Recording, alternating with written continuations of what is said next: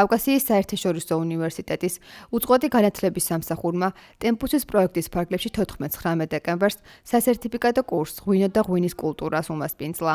კურსი გათვალისწინებულია მეღვინეობის დარგში მომუშავე სპეციალისტებისთვის, ღვინის ინდუსტრიით და ტურიზმით დაინტერესებულ პირთათვის. ტრენინგ პროგრამის მსმენელები დეტალურად გაეცნენ ღვინის ტიპებს, არომატებსა და მისი აღქმის წვრებს. პროგრამა 6 დღესია გადანაწილებული. ტრენინგების პირველ ნაწილს კავკასიის საერთაშორისო უნივერსიტეტის კანცლერის მოადგილე ქეთევან ჯურხაძე უძღვებოდა. დასკვნითი ნაწილი კი კავკასიის საერთაშორისო უნივერსიტეტის ბიზნესის ფაკულტეტის ხარისხის უზრუნველყოფის სამსახურის ხელმძღვანელმა კახაბერ ჯაყელმა ჩაატარა. ჩვენ გავდივართ ღვინის არომატებს და აავადებებს და მათ გამომწვევ მიზეზებზე გვაქვს საუბარი. შეისწავლიან მსმენელები ღვინის ტიპებს, რა სიახლეებია დაუშვათ მეღვინეობაში. ძირითადად ყავს მოწვეული, ასე ვთქვათ, მსმენელები სხვადასხვა ღვინის კომპანიებიდან, სხვადასხვა უნივერსიტეტებიდან დასწრება არის თავისუფალი.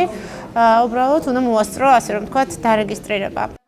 ტრენინგ პროგრამაზე 27 მსურველი დარეგისტრირდა.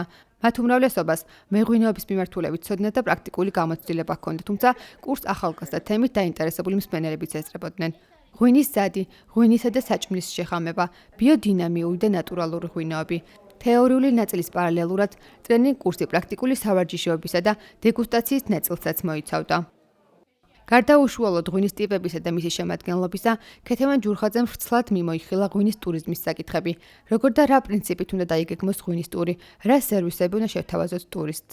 19 დეკემბერს ტრენინგ პროგრამაზე კახაბერ ჯაყელმა მსმენელებთან ღვინის სამომხმარებლო კულტურასა და მის მარკეტინგზე ისაუბრა. დღის ბოლოს კავკასიის საერთაშორისო უნივერსიტეტის კანცლერმა ვახტანგ წივწივაძემ კურსის მონაწილეები ორენოვანი სერტიფიკატებით დააჯილდოვა.